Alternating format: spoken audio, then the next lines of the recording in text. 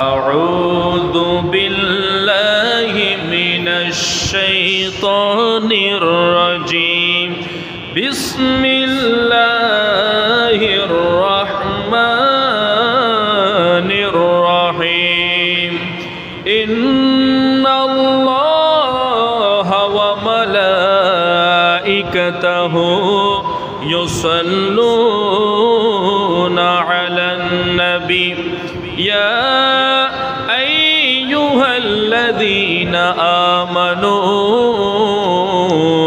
صلوا عليه وسلموا تسليما صلى الله على سيدنا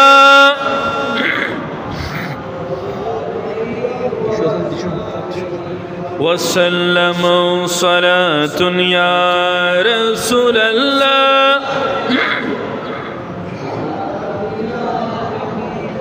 ज़बानটা ছেড়ে দিয়ে मोहब्बत নিয়ে दुरूद शरीफ पढ़े अल्लाहुम्मा सल्ले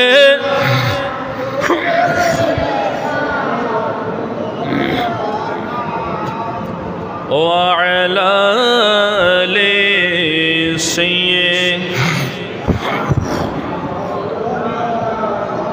मोहम्मद लावर बिले अर्श जिसको जो मिला उन्हें से मिला बटती है कौनैन में निअमत रसूलुल्लाह की अल्लाहुम्मा सल्ले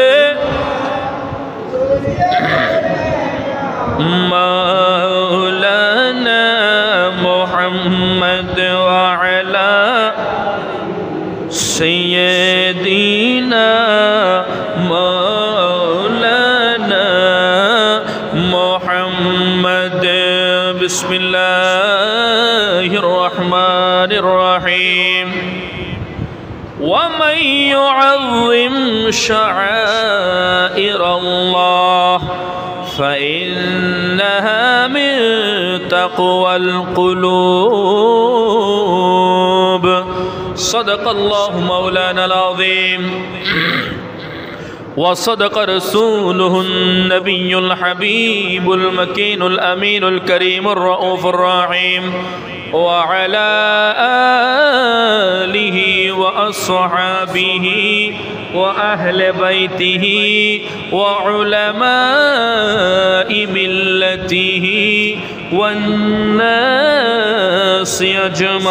أجمعين উপস্থিত আজকের এই পবিত্র জুমআ মসজিদের সম্মানিত মুসল্লিন একরাম বিল খুসুস দাড়ি পাকা মুরব্বী বাবারা এবং দাদারা, যুবক আমার সাথী ভাইয়েরা, ছাত্র ভাইয়েরা, প্রত্যেক পেশা থেকে আগত মুসল্লিন একরাম, বিল খুসুস আজকের এই ওয়াজ এবং নসিহা শ্রবণ করার লক্ষ্যে মাইকের আওয়াজে অপেক্ষমান পর্দানসীন মা ও বোনেরা, সামিঈ নিজাম রাহমানি ওয়া রাহমাকুমুল্লাহ, আসসালামু আলাইকুম ওয়া রাহমাতুল্লাহি তাআলা ওয়া বারাকাতুহু। সর্বপ্রথম শুকরিয়া আদায় করছি সেই রব্বুল ইজ্জতের দরবারে যে রব্বুল আলামিন দয়া মায়া মেহেরবানি করে আজকের এত সুন্দর একটি মজলিসে জুমআ মসজিদে আসার বসার ইবাদত করার সুযোগ করে দিয়েছেন। সেই রব্বুল ইজ্জতের দরবারে হৃদয় নিংড়ানো শুকর আদায় করে অন্তর থেকে মোহাব্বত নিয়ে জবানটা ছেড়ে দিয়ে বলি না আলহামদুলিল্লাহ। আরো একটু জবান খুলে বলি না আলহামদুলিল্লাহ। সাথে সাথে দুরুদ এবং সালাম প্রেরণ করছি হায়াতুন নবী, জিন্দা নবী, নূরুন নবী, আকায়ে নামদার, তাজদারে মদিনা, হুজুরপুর নূর, आका व मौला बाइस कौन मक्का রূহে ফিদাহু নবী মুহাম্মদুর রাসূলুল্লাহ সাল্লাল্লাহু তাআলা আলাইহি ওয়াসাল্লামের সোনালী রওজায়ে আকদাসের প্রতি আমার প্রিয় মুসল্লিনে کرام ভালো করে লক্ষ্য করবেন, আলোচনাটা ভালো করে শোনার চেষ্টা করবেন। গত জুমআয় আলোচনা করেছিলাম পবিত্র মদিনা শরীফের ফজিলত, অর্থাৎ ওই মদিনা শরীফটা দুনিয়ার জমিনে কেমন দামি, ওই মদিনা শরীফটা আশিকে রাসূলের অন্তরের জন্য কেন সেন্টার পয়েন্ট, কেন ভালো দামি জায়গা, কেন তৈয়বা, কেন তওবা, কেন মাহজাবুরা, এই বিষয়ে আমি আলোচনা করেছিলাম। আজকের এই জুমআ ইনশাআল্লাহ জুমআতে আলোচনা করব পবিত্র মদিনা শরীফে জিয়ারত আমরা প্রত্যেকে করার সেই সৌভাগ্য রব্বুল ইজ্জত অনেককে দিয়েছে বা অনেককে দেয় নাই। জিন্দেগিতে যদি একবার কাফনের কাপড়টা আসার আগে, মওতের আগে অন্তত একবার মদিনা শরীফ গিয়ে যদি সালাতু সালাম দিতে পারি, এটা সৌভাগ্য নাকি দুর্ভাগ্য? আওয়াজ করে বলেন। সৌভাগ্য। এই সৌভাগ্য যদি কোনো একদিন নসিব হয়, ওই জিয়ারতের আলাদা ফজিলত আছে। কোরআনুল কারীম এবং হাদিস মুবারাকার সমন্বয়ে আজকের এই জুমআর বয়ানে মদিনা শরীফ জিয়ারতের ফজিলত শুনলে সওয়াব আছে নাকি গুনাহ আছে? শুনতে রাজি আছি নাকি নাই? বৃষ্টির কারণে এখনো পর্যন্ত অনেক মানুষ আসতে পারে নাই, রাস্তাঘাট প্লাবিত হয়ে গেছে। বিশেষ করে আপনাদের আনোয়ারা মোহসেন আউলিয়া মাজারের সামনে রাস্তা যেটি দেখা গেছে আলুবত্তার থেকে আরও খারাপ অবস্থা। তো এই অবস্থার কারণে বর্তমানে দেশের মধ্যে আসলে যেরকম, যাক আল্লাহ পাক রব্বুল ইজ্জত আমাদের দেশের উপর রহম এবং করুণা বর্ষণ করুক, বড় করে বলুন না আমিন। রাস্তাঘাটের যে অবস্থা, এগুলো দেখলে মানুষের অটোমেটিক অসুস্থ না হলে অসুস্থ হয়ে যায়। কোনো একজন ডেলিভারি রোগী যদি ওই রাস্তা দিয়ে নিতে হয়, তাহলে একটু ভালো করে লক্ষ্য করুন। এটা যদি আপনার নিজের স্ত্রী হয়, আপনার আত্মীয় স্বজন হয়, তাহলে এই রাস্তাঘাট এগুলোর কারণে রাস্তার মধ্যে ডেলিভারি হয়ে যাবে। রাস্তাঘাটের বর্তমানে এমন একটি অবস্থা, বৃষ্টি পড়ার কারণে বর্তমানে আরও এক অবস্থা খারাপ হয়ে গেছে। তো যাক, আল্লাহ পাক রব্বুল ইজ্জত আমাদের প্রত্যেককে এই ওয়েদারের মধ্যে আসার বসার ইবাদত করার সুযোগ করে দিয়েছেন। সেই মালিকের দরবারে আরও একটিবার বলি না আলহামদুলিল্লাহ। কারণ এই ঝড় বৃষ্টির মধ্যে মানুষ অনেকে সুখে থাকে, সুখে ঘুমায়, আবার অনেকে আরামের মধ্যে থাকতে পারে না। অনেকের বাড়িঘর বিভিন্ন বাতাস বলেন, বিভিন্ন কিছুর কারণে ক্ষয়ক্ষতি হয়ে যায়। তো আল্লাহ পাক রব্বুল ইজ্জত প্রত্যেককে সুস্থ শরীরে ঘরবাড়ি সুস্থ রেখে ইবাদত বন্দেগী করার সুযোগ দান করুক, বড় করে বলুন না আমিন। আরও একটু জবান খুলে বলুন না আমিন। বৃষ্টির মধ্যে ওয়েদারটা একটু ঠান্ডা হয়েছে। এতদিন যেই গরমটা পড়েছে, উত্তপ্ত গরম, প্রায় 37 থেকে 40 বা 31 ডিগ্রি, যেগুলো স্বাভাবিক ডিগ্রি ছিল, এগুলা হলো জাহান্নামের একটা উত্তপ্ত নিঃশ্বাস। দুনিয়ার বুকে যখন মানুষ গরম বেশি পায়, গরম যখন বেশি বেড়ে যায়, ওই গরমগুলা হলো জাহান্নাম থেকে কিছু নিঃশ্বাস ছাড়া হয়। ওই জাহান্নামের নিঃশ্বাসগুলো এতই উত্তপ্ত, তার একটি স্যাম্পল, তার একটি নমুনা এই দুনিয়ার বুকে আমি আপনি যখন গরম বেড়ে যায় তখন বুঝতে পারি। কথা বলেন না ঠিক কিনা? তো যাক, আসুন বাবারা, বন্ধুরা, জুমআর সময় যেহেতু সংক্ষেপ, আপনারা যারা এসছেন আপনাদের শুকরিয়া আদায় করতেছি। যারা এখনো পর্যন্ত আসার সৌভাগ্য অর্জন করে নাই, যাদের কপালে এখনো পর্যন্ত আসার জন্য নসিব হয় নাই, আমি দোয়া করব তারা যাতে আগামী জুমা থেকে আরও একটু আগে আসতে পারে। কারণ আজকের এই জুমা হলো জিলহজ মাসের আখির জুমআ। এরপরে আসতেছে জিলকদ মাস। এই জিলকদ মাসের একটি জুমা পরে আমরা কোরবানি করার জন্য প্রস্তুতি গ্রহণ করব। তো যাক, আসুন আগামী জুমআয় ইনশাআল্লাহ কোরবানি সম্পর্কে অথবা কোরবানির কিছু মাসালা মাসাইল আছে নাকি নাই, মানুষ নিয়ত করার ক্ষেত্রেও ভুল করে, সামান্য ভুল যদি এদিক থেকে সেদিকে হয়, তাহলে আমার আপনার কোরবানি শিরিকের পর্যায়ে চলে যাবে। এগুলো আমি বিস্তারিত আগামী জুমায় আলোচনা করব। আল্লাহ পাক রব্বুল ইজ্জত আমাদেরকে তৌফিক দান করুক, বড় করে বলুন না। আমি যে বিষয়টা আলোচনা করেছিলাম মদিনা শরীফ এর ফজিলত, আজকে আমি আলোচনা করব মদিনা শরীফের জিয়ারত। এই মদিনা শরীফের জিয়ারত করলে লাভ আছে না ক্ষতি আছে? একটু বড় করে বলুন না, লাভ আছে নাকি ক্ষতি আছে? তো এই মদিনা শরীফের ফজিলত গত জুমায় আলোচনা করেছিলাম। যারা আসছেন শুনেছেন, যারা আসেন নাই আজকের এই আখেরি জুমআতে আখেরি বার আপনারা যদি কষ্ট করে ধৈর্য নিয়ে সহ্য হয়ে মদিনা শরীফের ফজিলত শুনেন, লাভ আছে নাকি ক্ষতি আছে?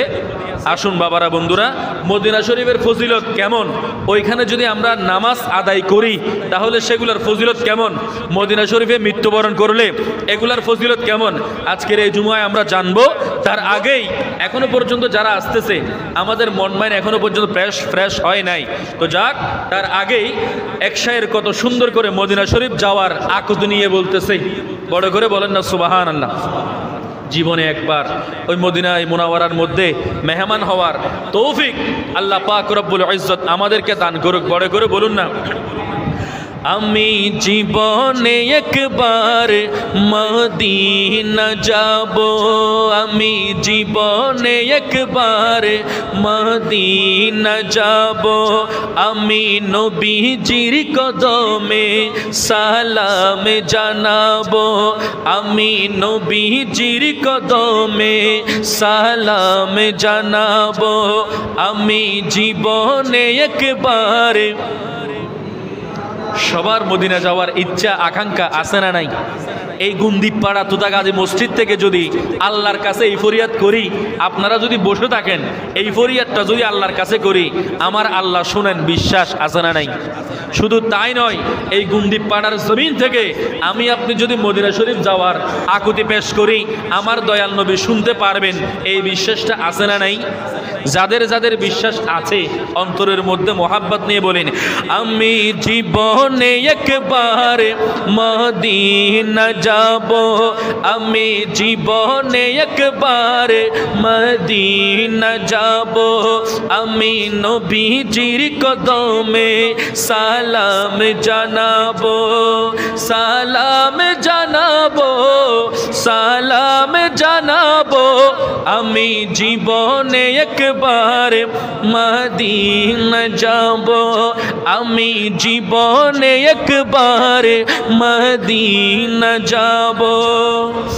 যাব কেমনে খোদা রাস্তা দেখাও না, আরে যাব কেমনে খোদা রাস্তা দেখাও না, নবীজির দিদার মোরে নসিব করো না, নবীজির দিদার মোরে নসিব করো না, জান্নাতেরি টুকরায় আমি, জান্নাতেরি টুকরায় আমি নামাজে আদায় করিব জীবনে একবারে।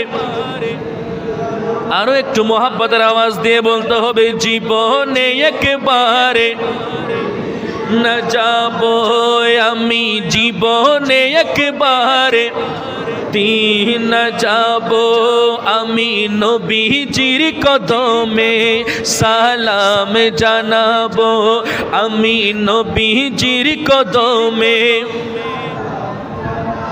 সবুজ গম্বুজের নিচে আছেন নবীজি, আরো আছেন সেতাই আবু বকর সিদ্দিক, আরো আছেন সেতাই আবু বকর সিদ্দিক।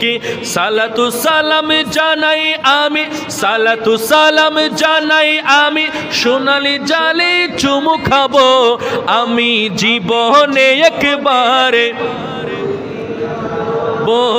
আমি জীবনে একবারে। এই আওয়াজে তো সাদরে সুমনিও জানতে পারবেন, মদিনা যাইতেন হতে লিখুন হত সুন্দর করে রাগ দিলই রে আওয়াজ দিবে ধীরে সাদরে সুমনি দেখতে পারবেন না, নতুন ব্রিজে তো দেখতে পারতেন না বেলা না, আশা করি একটু মোহাব্বতের আওয়াজে আমি জীবনে একবারে, মাশাআল্লাহ আমি জীবনে একবারে না যাব, আমি জীবনে একবারে মদিনা যাব, আমি নবীজির কদমে সালাম জানাবো, সালাম জানাবো, সালাম জানাবো, আমি নবীজির কদমে সালাম জানাবো, আমি নবীজির কদমে। বড় করে বলেন না সুবহানাল্লাহ। আওয়াজ দিয়ে বলেন না ইয়া রাসূলুল্লাহ, আরে একটু জবান খুলে বলুন না ইয়া হাবিবাল্লাহ। আসুন বাবারা, বন্ধুরা, এই মদিনা শরীফের ফজিলত নিয়ে আমি আপনাদের সামনে আলোচনা করেছিলাম। আজকে ইনশাআল্লাহ আলোচনা করব মদিনা শরীফ জিয়ারত করলে তার ফজিলতটা কি, শোনার দরকার আছে না নাই? তার আগে সূরা হজ্জের একটি আয়াতে কারিমা আমি আপনাদের সামনে তেলাওয়াত করেছি।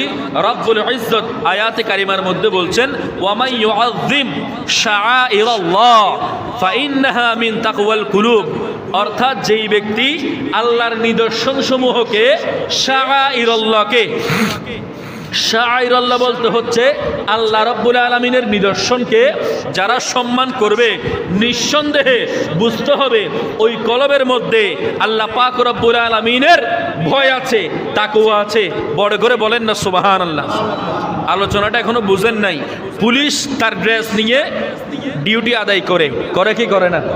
ভালো করে বুঝবেন। পুলিশ যখন ইউনিফর্ম গায়ে দিয়ে ডিউটি করে, আমরা পুলিশের ড্রেসটা দেখলে বুঝতে পারি এটা পুলিশ।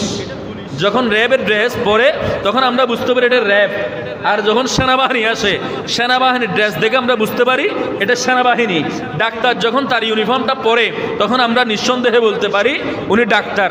এইভাবে সিকিউরিটি গার্ড যখন তার সিকিউরিটির পোশাকটা পরবে তখন আমরা বলতে পারি এই পোশাকটা হচ্ছে তার সিকিউরিটি গার্ডের ইউনিফর্ম। ঠিক একইভাবে এই দুনিয়ার জমিনে আল্লাহ পাক রব্বুল আলামিনের নিদর্শন আছে না নাই? বড় করে বলেন না বাবা, আছে না নাই? আপনারা ঘুমাচ্ছেন মনে হয়, একটু আলোচনাটা ভালো করে শোনার চেষ্টা করেন না। আল্লাহর কোরআন থেকে বলতেছি, আমি হয়তো আপনাদের সামনে দামি হতে না পারি, আল্লাহর কোরআন পৃথিবীর বুকে দামি নাকি বেদামি? বড় করে বলেন না, বেদামি নাকি দামি?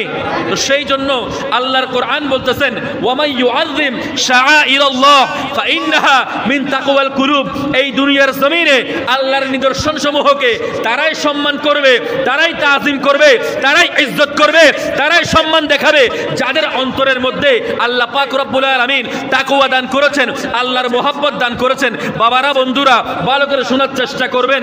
এই দুনিয়ার জমিনে মদিনা শরীফ থেকে আমার নবী যেই জায়গার মধ্যে শায়িত আছেন, ওই জায়গার চেয়ে দুনিয়ার জমিনে আর কোনো জায়গা থাকতে পারে? কথা বলেন না, থাকতে পারে? পারে না। তো সেই জন্য আয়াতে কারিমার নিরিখে বুঝতে হবে এই দুনিয়ার জমিনে সবচাইতে বড় শাআইরাল্লাহ, আল্লাহর নিদর্শন হচ্ছে পবিত্র মদিনায়ে মুনাওয়ারা। জবান করে বলুন না সুবহানাল্লাহ। এই মদিনা শরীফকে তারাই অন্তর থেকে মুহাব্বত করতে পারবে। এই মদিনা শরীফ শাআইরাল্লাহ, অর্থাৎ আল্লাহর নিদর্শন। এই আল্লাহর নিদর্শনকে তারাই ইজ্জত করবে, তারাই সম্মান করবে যাদের কলবের মধ্যে তাকওয়া আছে, আল্লাহর ভয় আছে, নবীর মোহাব্বত আছে। জবান খুলে বলুন না ঠিক কিনা? আরো একটু জবান খুলে বলুন না ঠিক কিনা? শুধু তাই নয়, আমার প্রাণ প্রিয় মুসল্লিয়ানে কেরাম, ভালো করে শোনার চেষ্টা করবেন। হযরত আব্দুল্লাহ ইবনে ওমর রাদিয়াল্লাহু তাআলা আনহু হাদিস বয়ান করতেছেন, ওয়ান ইবনে ওমর ক্বালা قال رسول الله صلى الله تعالى عليه وسلم من زار قبري وجبت له شفاعتي। বড় করে বলেন না সুবহানাল্লাহ। হযরত আব্দুল্লাহ ইবনে ওমর রাদিয়াল্লাহু তাআলা আনহু তিনি হাদিস বয়ান করতেছেন, আমার দয়াল নবী, মায়ার নবী নূরানি জবানে ইরশাদ করতে লাগলেন, মান যারা কবরি, অর্থাৎ যেই ব্যক্তি আমার রওজা মুবারক জিয়ারত করবে, আমার রওজা মুবারকের মধ্যে এসে সালাতু সালাম দিবে, যেই ব্যক্তি আমার রওজা শরীফকে জিয়ারত করবে, ওয়াজাবাত লাহু শাফাআতি, ওই ব্যক্তি আমার রওজা শরীফ জিয়ারত করলো না, ওই আমার ব্যক্তি যে আমাকে এসে জিয়ারত করেছে সে আমি নবীজির রওজা শরীফ জিয়ারত করলো না, কাল কিয়ামতের ময়দানে যেই দিন 12টা সূর্যের তাপ একটা সূর্যের মধ্যে নিয়ে আসা হবে, তখন আপনার স্ত্রী বলেন, পুত্র বলেন, স্বজন বলেন, প্রতিবেশী বলেন, কেউ যখন কোনো কাজে আসবে না, ওই অবস্থার মধ্যে আমার নূরানি নবী, আমার নূরের নবী কত সুন্দর করে এলান করতে লাগলেন, ওয়াজাবাত লাহু শাফাআতি, ওই কিয়ামতের কঠিন মুহূর্তের মধ্যে আমি দয়াল নবী তার জন্য শাফাআতের কান্ডারি হয়ে যাব। আরো একটু জবান খুলে বলুন না সুবহানাল্লাহ। ও মদিনা তোমায় ভুলতে পারি না, ও মদিনা ভুলতে পারি না বলি ও মদিনা তোমায় ভুলতে না কি করে ভুলবো তোমায় কি করে ভুলবো তোমায় বলো না তোমার বুকে শুয়ে আছেন যেই জনা যাকে সৃষ্টি না করিলে আমার রব্বানা কিছুই সৃষ্টি করতো না ও মদিনা তোমায় না ও মদিনা তোমায় ভুলতে পারি না তিনি আমার জানের জান আমার প্রাণের প্রাণ যাকে হারালে হারাবো আমি তো জাহান যাকে হারালে হারাবো আমি তো জাহান যাহার নামে না নিলে দোয়া কবুল হয় না তোমার বুকে শুয়ে আছেন যেই জনা যাকে সৃষ্টি না করিলে আমার রব্বানা তো না ও মদিনা তোমায় ভুলতে পারি না বলি ও মদিনা পারি না বলি ও মদিনা তোমায় ভুলতে পারি না জবান খুলে বলুন না ইয়া রাসূলুল্লাহ আর একটু মোহাব্বতের আওয়াজ বলুন না ইয়া হাবিবাল্লাহ আমার বাবারা বন্ধুরা মদিনা শরীফের ফজিলত কেমন এই যে শুনতেছি ভালো লাগতেছে কিনা কথা বলেন না লাগতেছে কিনা অনেক বাবারা বন্ধুরা আছে যারা হজ গাইডের মধ্যে লিখে দেয় মক্কা শরীফ গেলে হজ হয়ে যাবে মদিনা শরীফ যাওয়ার কোনো দরকার নাই এইরকম মানুষ আছে না নাই তো সেই জন্য বাবারা বন্ধুরা তাদের পরিণাম কি হবে একটু শুনুন আমার দয়াল নবীজির রওজা মোবারক যদি জিয়ারত করি অন্তত আশেকের অন্তরটা যদি সৌদি আরবের মধ্যে থাকে তখন ওই আশেকের অন্তরের মধ্যে যদি নবীজির মোহাব্বত থাকে মক্কা শরীফ থাকুক মিনায় থাকুক মুজদালিফায় থাকুক যেখানে থাকুক না কেন মদিনা শরীফের মধ্যে তার অন্তরটা পড়ে থাকে কথা বলেন না ঠিক কিনা তো সেই জন্য ওয়ান ইবনে উমর মারফুআন মান হাজ্জা ফাযারা কবরি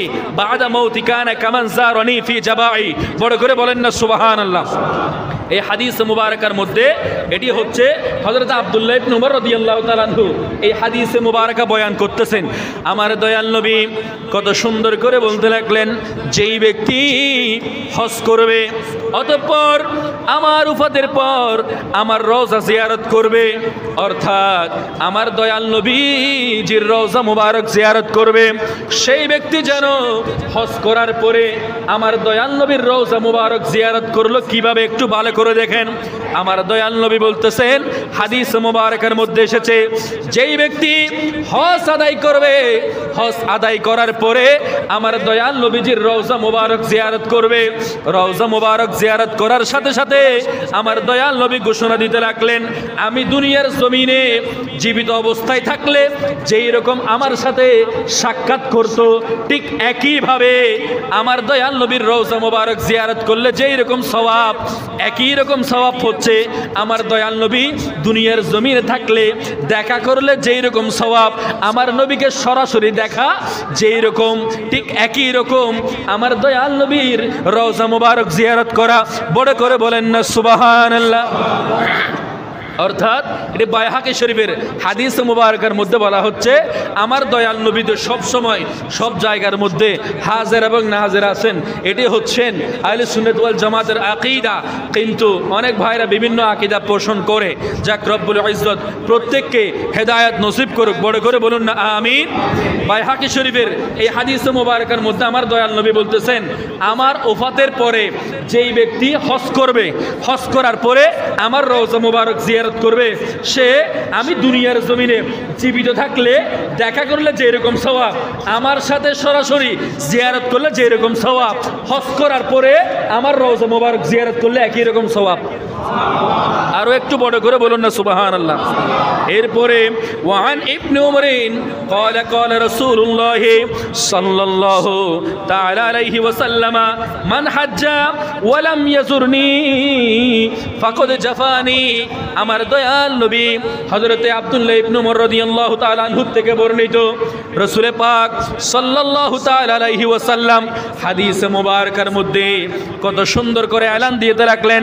আমার দয়াল নবী বলতেছেন, যেই ব্যক্তি হজ আদায় করলো, হজ আদায় করার সাথে সাথে আমি দয়াল নবীর রওজা মুবারক জিয়ারত করে নাই, সেই যেন আমার সাথে অসৌজন্যমূলক আচরণ করলো। নাউজুবিল্লাহ বলেন না। হজ করলো, হজ করার সাথে সাথে আমি দয়াল নবীর রওজা মুবারক জিয়ারত করে নাই, সেই যেন আমার সাথে অসৌজন্যমূলক আচরণ করলো। অসৌজন্যমূলক আচরণ মানে হলো বেয়াদবি করলো। দুনিয়ার জমিনে হজ করার পরে আমার রওজা মুবারক জিয়ারত করলো না, ওই হজকারী আমার সাথে জুলুম করলো। বড় করে বলেন না নাউজুবিল্লাহ। তার মানে বুঝতে হবে হজ করার সাথে সাথে আমার দয়াল নবীর রওজা মুবারক জিয়ারত করা অবশ্যই অবশ্যই ফরজ। সুবহানাল্লাহ বলেন না। এটা হলো আশিকের কলবের দাবি কি? অবশ্যই আমার দয়াল নবীর রওজা মুবারক জিয়ারত করতে হবে। হযরত আব্দুল্লাহ ইবনে উমর রাদিয়াল্লাহু তাআলা হাদিস বর্ণনা করতেছেন, যে ব্যক্তি হজ করেছে, হজ করার সাথে সাথে আমার দয়াল নবীর রওজা মুবারক জিয়ারত করে নাই, ওই ব্যক্তি আমার সাথে অসৌজন্যমূলক আচরণ করেছে। শুধু তাই না, আমার সাথে জুলুম করেছে। তাহলে আমার দয়াল নবী বলতেছেন সে আমার উপর কি করেছে? জুলুম করেছে। তাহলে আমার দয়াল নবী যদি বলে সে ব্যক্তি আমার সাথে জুলুম করেছে, তাহলে দুনিয়ার জমিনে আমার আপনার ঠিকানা কোথায়? কথা বলেন না ঠিক কিনা? তো যাক, আসুন, মসজিদে নববীর মধ্যে কিছু একটা আমল আছে, আপনারা যদি শুনেন, মদিনা শরীফ যদি কখনো যাওয়ার আপনাদের নসিব হয়, তাহলে বাবারা বন্ধুরা ওইখানে একটা আমল আছে, শোনার দরকার আছে না নাই? সৈয়দুল মুহাদ্দিসিন হযরতে আবু হুরায়রা রাদিয়াল্লাহু তাআলা আনহু তিনি বয়ান করতেছেন। আপনারা প্রত্যেকে যারা পিছনে বসে আছেন একটু সামনে চলে আসেন। যারা বারান্দায় বসে আছেন কষ্ট করে নামাজ দোয়া ছাড়া আপনারা একটু সামনের দিকে চলে আসুন। বারান্দায় অযথা হয়তো বসে থেকে কোনো লাভ নাই। যারা বারান্দায় বসে আছেন তারা একটু সামনের দিকে চলে আসুন। আল্লাহুম্মা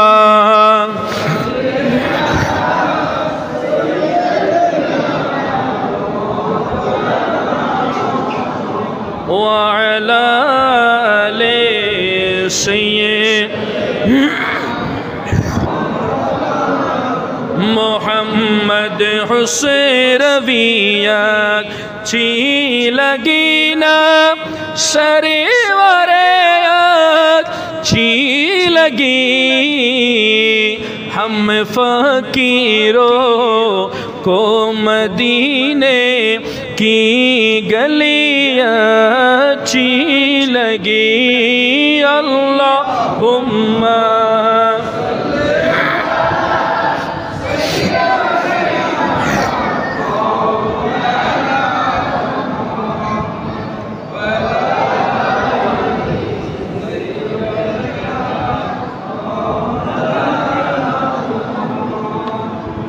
আমার পানবি মুসল্লিয়ানে কেরাম, মসজিদে নববীতে যদি আপনাদের যাওয়ার সুযোগ হয়, ওইখানে একটা আমল আছে, কষ্ট করে এই আমলটা একটু মনে রাখার চেষ্টা করেন।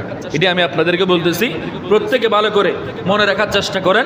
এই হাদিসটা বয়ান করেছেন আমার দয়াল নবীজির কলিজার টুকরা প্রাণ প্রিয় সাহাবী হযরত আনাস বিন মালিক রাদিয়াল্লাহু তাআলা আনহু, তিনি এই হাদিস মুবারাকাটা বয়ান করেছেন।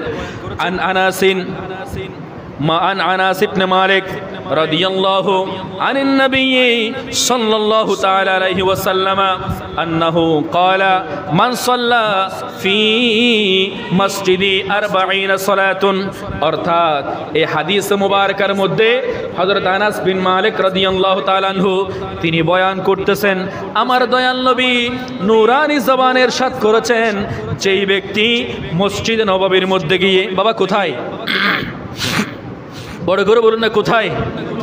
দুনিয়ার জমিনে যত মসজিদ আছে, এই মসজিদগুলোর মধ্যে 3টা মসজিদে নামাজ যদি আদায় করে মানুষ, তার কাছে অন্যান্য মসজিদে নামাজ আদায় করার চেয়ে 1000 গুণ সওয়াব, অন্য রাওয়ায়াতে লক্ষ গুণ সওয়াব বেশি। বড় করে বলুন না সুবহানাল্লাহ। তার মধ্যে একটা হচ্ছে মসজিদুল হারাম, 2 নম্বরে হচ্ছে মসজিদে নববী, 3 নম্বরে হচ্ছে মসজিদে আকসা। এরপরে আমার দয়াল নবীজি যেই মসজিদ নির্মাণ করেছেন ওই মসজিদের নাম কি?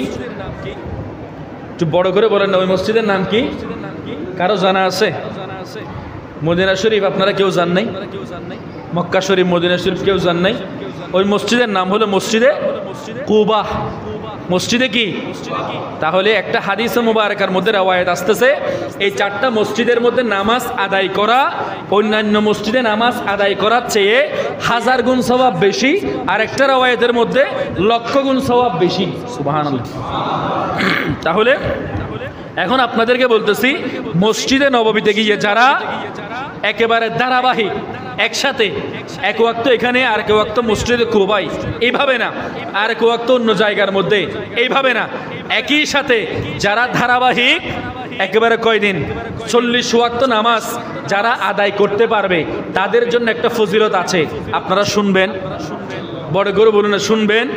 পিছনে কোনো একজন ভাই দাঁড়িয়ে এই ছোট বাচ্চা যেগুলো আছে এগুলা কথা বলতেছে না, এইগুলার একেবারে এক পাশে করে দেন, আলোচনার মনোযোগ নড়ে যায়। হ্যাঁ, বাচ্চাগুলো যদি একসাথে হয় তখন তাদের সাথে শয়তান একসাথে মিটিং করে, তো শয়তান যদি একসাথে মিটিং করে তাদের মজলিস আরও ভারী হয়ে যায়। তো তারা এখানে মোটামুটি যেগুলো আছে এগুলো একটু ভারী হয়ে যায়, তো একটু কষ্ট করে একজন দাঁড়িয়ে তাদেরকে এক পাশে করে দিবেন, তারা যাতে কথা বলতে না পারে। পিছনে সামনে ডানে বামে যারা আছেন জবানটা ছেড়ে দিয়ে একটু মোহাব্বত নিয়ে দরুদ শরীফ পড়ি। আল্লাহুম্মা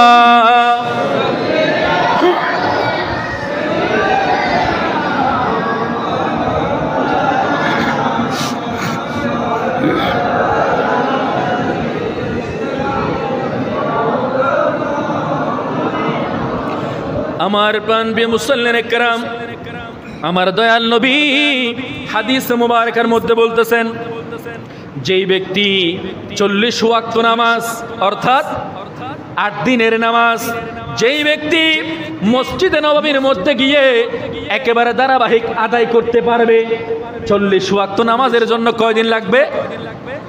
বড় করে বলুন না, কয়দিন? 5 8 গুণ করলে কত হয়? 40। 5-এর সাথে 8 গুণ করলে কত হয়? 40 ওয়াক্ত নামাজ যেই ব্যক্তি মসজিদে নববীর মধ্যে গিয়ে ধারাবাহিক আদায় করতে পারবে, আমার দয়াল নবী কত সুন্দর করে এলান দিতে রাখলেন। আনাস ইবনে মালিক রাদিয়াল্লাহু তাআলা আনহু, হযরত আনাস বিন মালিক রাদিয়াল্লাহু তাআলা আনহু তিনি বয়ান করতেছেন, আমার দয়াল নবী বলতেছেন, যেই ব্যক্তি 8 দিন অর্থাৎ 5 8 40 ওয়াক্ত নামাজ যেই ব্যক্তি ধারাবাহিক আদায় করতে পারবে ওই ব্যক্তির জন্য আল্লাহ পাক রব্বুল আলামিন জাহান্নাম থেকে তার নামটা কেটে দেওয়া হয়েছে। যদিও বা ওই ব্যক্তির নাম জাহান্নামীদের লিস্টির মধ্যে লেখা থাকে, তার নামটা যদি জাহান্নামীদের তালিকার মধ্যে লেখা থাকে, এই 8 5 গুণ করলে 40 ওয়াক্ত নামাজ হয়। যেই ব্যক্তি মসজিদে নববীর মধ্যে গিয়ে 5 8 40 ওয়াক্ত নামাজ একই সাথে আদায় করতে পারবে, আমার দয়াল নবী নূরানি জবানের সাথ করতে লাগলেন, তার নামটা যদি জাহান্নামীদের লিস্টির মধ্যে লেখা থাকে, ওই নামাজের ওসিলায় আল্লাহ পাক রব্বুল আলামিন দয়া মায়া মেহেরবানি করে ওই জাহান্নামের লিস্টি থেকে তার নামটা চিরতরে কেটে দেন। আরো একটু জবান খুলে বলুন না সুবহানাল্লাহ। তাকে নেফাক থেকে মুক্তি দান করা হয়। শুধু তাই নয়, এই জন্য হাজিরা যারা হজ করতে যায় তারা যেখানে ল্যান্ড করুক না কেন তাড়াতাড়ি করে মসজিদে নববীতে চলে যায়। আবার অনেকে হজ করার পরে 8 দিন মদিনাতুল মুনাওয়ারায় থেকে যায়। কেন? এই আমলটা করার জন্য। বাবারা, বন্ধুরা, আপনার কলবের মধ্যে যদি নেফাক থাকে, আপনার নেফাকগুলা দূর করে দেওয়ার দায়িত্ব কার? যদি আপনি এই আমলটা করতে পারেন, 8 দিন লাগাতার মসজিদে নববীর মধ্যে গিয়ে 5 8 40 ওয়াক্ত নামাজ যেই ব্যক্তি আদায় করতে পারবে, আল্লাহ পাক রব্বুল আলামিন তার নামটা জাহান্নামীদের কাতার থেকে কেটে দিবেন। আল্লাহ পাক রব্বুল আলামিন ওই ব্যক্তির অন্তরের মধ্যে যদি কোনো ধরনের নেফাক থাকে, ওই নেফাকটা আল্লাহ পাক রব্বুল আলামিন কেটে দিবেন। জবান ছেড়ে বলুন না সুবহানাল্লাহ। আর একটু বড় করে বলুন না সুবহানাল্লাহ। আল্লাহুম্মা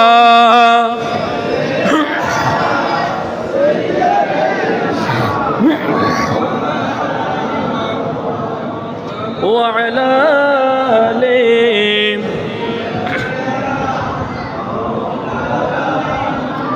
আমার প্রাণপ্রিয় মুসল্লিন একরাম ভালো করে শুনবেন।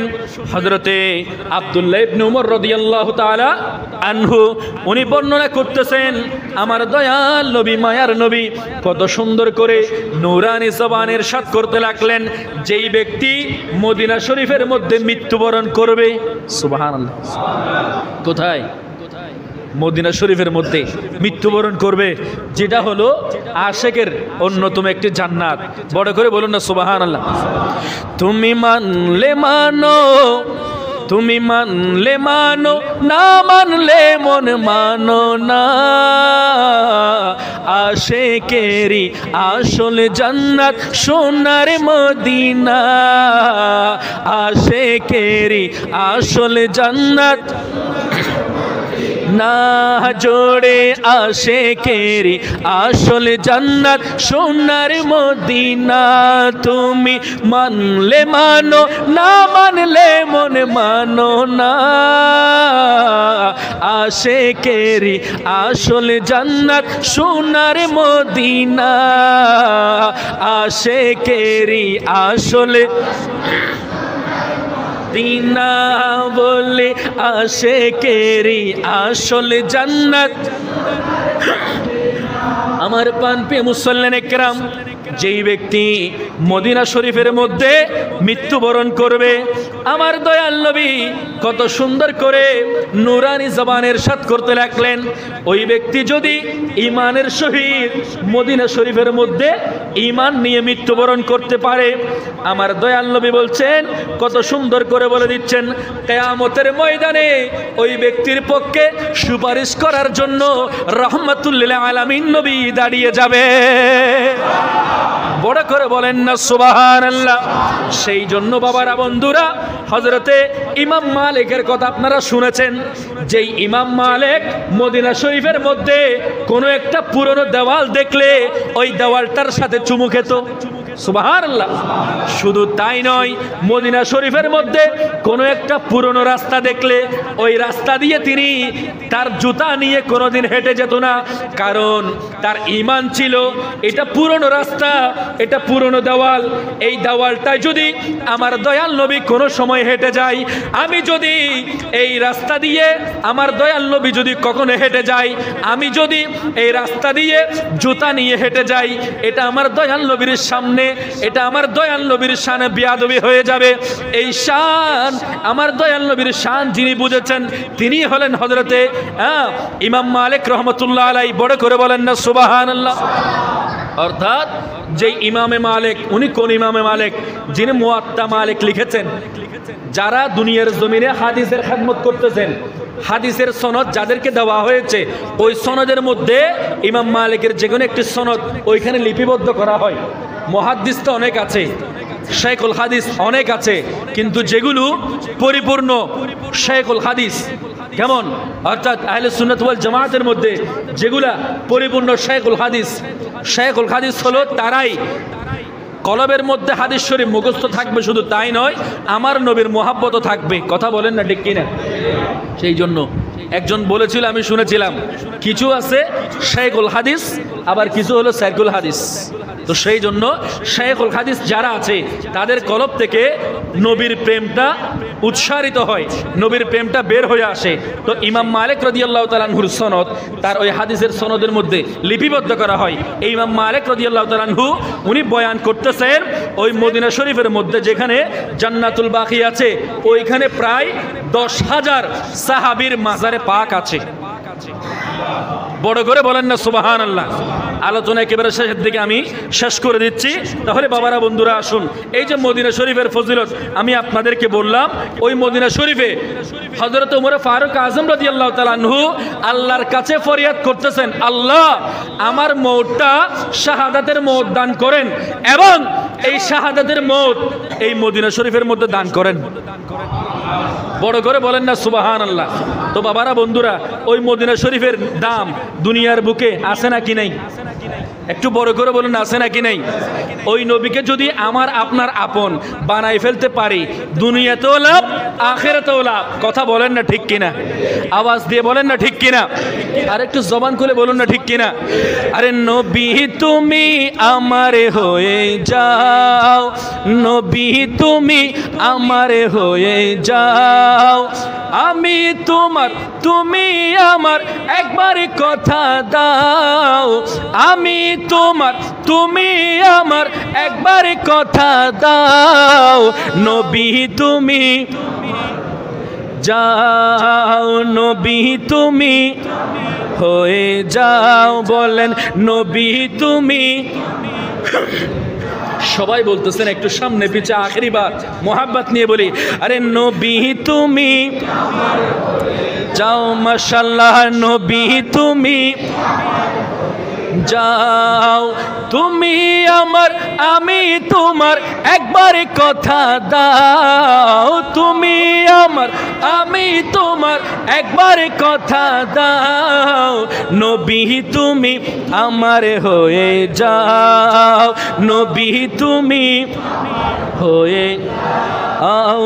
ভালোবাসি হৃদয়ের টানে, মন বসে না কোনো কাজে তুমি বিহনে। সুবহানাল্লাহ।